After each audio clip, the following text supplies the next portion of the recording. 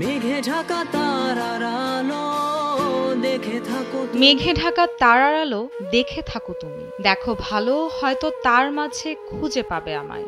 আমার দেহখান ঘুম প্রস্তাব দুঃস্বপ্নের মতো গান দিয়ে তরুণ প্রজন্মের কাছে জনপ্রিয়তা পাওয়া নতুন ব্যান্ড অড সিগনেচার একের পর এক হিট গান উপহার দিয়ে যাচ্ছিল এই দল।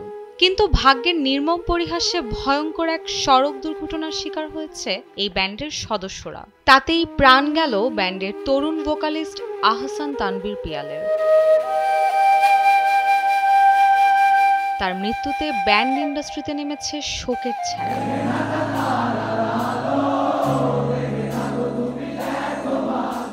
ঢাকা সিলেট মহাসড়কের নরসিংদীর পাঁচদোনার চৈতাব এলাকায় হানিফ বাসের সঙ্গে মুখোমুখি সংঘর্ষ হয় অড সিগনেচার ব্যান্ডের মাইক্রোবাসের। ওয়ালটন ফ্রিজ কিনে অনেকের মতো আপনিও হয়ে যেতে পারেন মিলেনিয়াল, সেরা পণ্যের সেরা অফার। এতে ঘটনাস্থলেই ব্যান্ডের ভোকালিস্ট ও গিটারিস্ট আহসান তানভীর পিয়াল ও গাড়ি চালক নিহত হন। আহত হয়েছেন গাড়িতে থাকা ব্যান্ডের আরও ৩ সদস্য।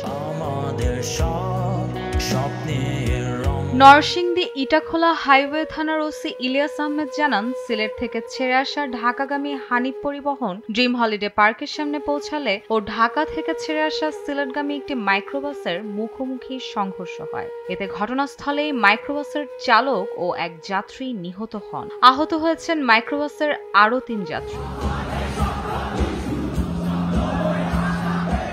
দুর্ঘটনার পর খবর পেয়ে দুমড়ে মুচড়ে যাওয়া মাইক্রোবাসটি থেকে ফায়ার সার্ভিস ও সিভিল ডিফেন্সের সদস্যরা নিহতদের মরদেহ উদ্ধার করে নরসিংদী সদর হাসপাতাল মর্গে পাঠায়।